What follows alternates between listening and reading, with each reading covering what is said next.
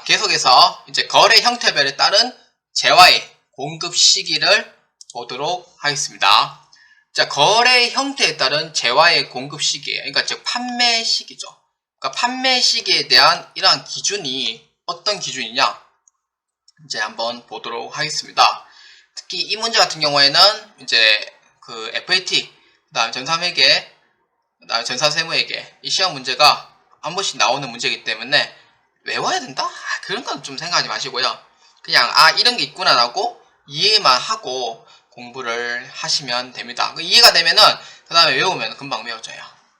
자, 한번 보도록 합시다. 현금, 외상 또는 이제 할부 판매가 있어요. 이거는 재화가 인도되거나 이용이 가능한 때입니다.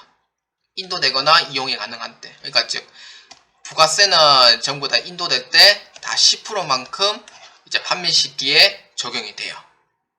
그 다음에 상품권 등 현금으로 외상으로 판매하고 현물과 교환이 되는 경우가 있어요. 현물과. 상품권 등이 이제 현물과 교환이 되는 경우가 있는데, 이거는 실제로 인도되는데. 그러니까 즉, 뭐냐면은, 이제 상품권을 이제 단순히 이제 현금하고 교환할 때는, 상품하고 단순히 교환할 때는 부가가치세가 안 보지만, 상품권을 이제 물건하고 이제 그 판매를 해가지고 회수하는 때는 부가가치세를 봅니다. 그래서 인도되는 때에 이제 부가가치세가 10%만큼 이렇게 보고요. 그 다음에 재화의 공급으로 보는 가공은 가공된 재화를 인도하는 때예요. 그러니까 다 판매하는 때에 10%만큼 부가가치세가 적용이 됩니다. 자, 그 다음에 반환조건부, 동의조건부, 기한후 판매가 되어 있는데, 반환조건부, 동의조건부, 기한후 판매는 조건이 있어요. 반환조건, 동의조건, 기한후 판매는 조건이 있어요. 그러니까 조건이 성취돼야 돼요. 조건. 그 다음에 기한이 지나서 확정되는 때. 그러니까 반환조건부, 동의조건부, 기한후 판매는 조건이 무조건 성취돼야 돼요. 조건이 해당이 되고, 조건이 해당이 안 되면은 부가가치세를 측정할 수가 없어요. 그래서 판매가 확정되는 때 부가가치세 10%가 측정이 됩니다. 그 다음 장기 할부 판매. 장기 할부 판매는 이제 1년 이상에 의한 장기 할부 판매 얘기예요. 그래서 각 부문을 받기로 한 때예요. 그러니까 이 부문을 받기로 한 때는 3월에 얼마 받기로 하고, 6월에 얼마 받기로 하고, 9월에 이제 얼마 받기로 한 때에 이제 10%만큼 부가세가 적용이 됩니다. 근데 완성도 기준 지급하고 중간 지급 조건부는 6개월 이상인 경우에 한해서인데, 6개월 이상이고 2회 이상 분할하는 경우에서만 한해서 이제 각 부문으로 받기로 한 때예요. 그래서 이것만 잘 기억해 주시면 돼요. 장기 할부 판매나 완성도 기준 지급이나 중간 지급 조건부는 이제 그 공급 시기, 그러니까 이제 부가가치세를 받기로 한 때에 이제 인식을 하고요. 무인 판매기는 현금을 꺼낼 때예요. 무인 판매기 현금 꺼낼 때 수익으로 봅니다. 무인 판매기는. 그래서 이러한 부분의 공급 시기다. 그래서 보시면 됩니다. 그래서 현금이나 외상 또는 할부 판매가 있는데, 이런 경우에는 인도, 그 다음에 이용 가능한 때고, 그 다음에 상품권을 현금 또는 외상을 판매하고 현물과 교환되는 경우에는 인도되는 때. 재화의 공급을 가공되는 경우에는 인도되는 때. 그 다음 반환조건부, 동의조건부, 기한 판매는 조건이 항상 붙어요. 반환조건부, 동의조건부, 기한 판매는 항상 조건이 붙어요. 조건이 붙어서 이제 기한이 지나서 확정되는 때. 그다음 장기하고 판매하고 완성도 지급 기준 중간 지급 조건부는 부문을 받기로 한대. 그러니까 즉 나눠서 받기로 한대요. 나눠서 부가세를 받기로 한 때고, 무인 판매기는 현금 꺼낼 때에서 이제 공급 시기로 보고 있습니다. 자, 그러면 다음 간주공급인 경우에는 이제 재화를 사용하거나 소비하는 때로 봐요. 자가공급하고 개인적 공급이 있는 경우. 그럼 직매장 반출은 당연히 이제 반출할 때죠. 그러니까 A 공장에서 B 공장으로 반출할 때. 그래서 반출할 때고, 사업사 증여는 증여하는 때예요. 그러니까 여기 반출 적혀있죠. 똑같이 반출하는 때 증여 적혀있죠. 증여하는 때로 봐요. 그 다음 폐업 시 잔존 제한은 이제 폐업일 또는 폐업하는 때로 이제 공급시키라고 봅니다. 그러니까 폐업하는 때 폐업일로 보는데, 폐업일 이후에 도래한 경우에도 그 폐업일로 봅니다. 폐업일로 보고, 수출하는 제한은 이제 선적일로 보고, 또는 이제 기적일로 봅니다. 비행기를 기적일로 보고요. 배는 선적이라고 봐요. 선적일이나 기적일로 봅니다. 그래서 재화의 공급 시기에 관련돼서 꼭 시험 문제 나올 수도 있으니까 외우지 마시고요. 그래서 그 이해를 해주시길 바랍니다. 자, 그 다음 용역의 공급 시기는 당연히 영무의 제공이 완료됐죠. 영무의 제공.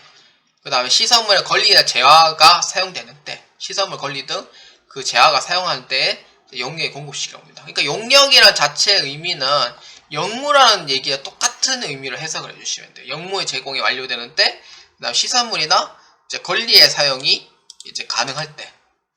용역의 공급 장소는 영무가 제공되거나 시설물, 권리의 재화가 사용되는 장소를 봐요. 그러니까 영무를 제공되거나 시설물의 권리가 사용되는 장소를 얘기를 해요. 그런 경우에는 용역의 공급 장소가 되겠고, 그 다음에 국내에 걸쳐서 국제운송의 경우에는, 그런 경우에는 이제 사업자가 비거주자 또는 외국법인이면은 이제 뭐 사무 적재되는 장소라지만 이 부분에서는 시험에서는 나오진 않아요. 전산 세무회계라든지 AT 시험에서는 시험 문제 나오진 않지만 꼭 이건 알고 계셔야 돼요. 영무가 제공되거나 시설 권리 등 재화가 어디에 사용되는 장소로 봐야 돼요. 예를 들어 사용된 장소가 부천이다. 그러면 부천시에 사용된 장소로 보는 거죠. 그래서 사용되는 장소이다 라고 보시면 됩니다. 그 다음에 거래 형태에 따른 용역의 공급 시기예요. 거래 형태에 따른 용역의 공급 시기는 장기 할부 조건부, 완성도 기준 조건부, 중간 지급 조건부, 부동산 임대는 부문을 받기로 한대요. 그러니까 부가세를 이제 받기로 한때에 그 인식합니다. 장기 할부 조건부는 1년 이상이고, 완성도 기준 같은 경우에는 이제 건물이 완성될 때에 이제 기준을 보고, 중간 지급 조건부는 말 그대로 중간에 이제 분할해가 주는 경우, 그 다음 부동산 임대, 각 부문을 받기로 한 때고, 임대보증금에 대한 간주임대료인데, 간주임대료는 예정신고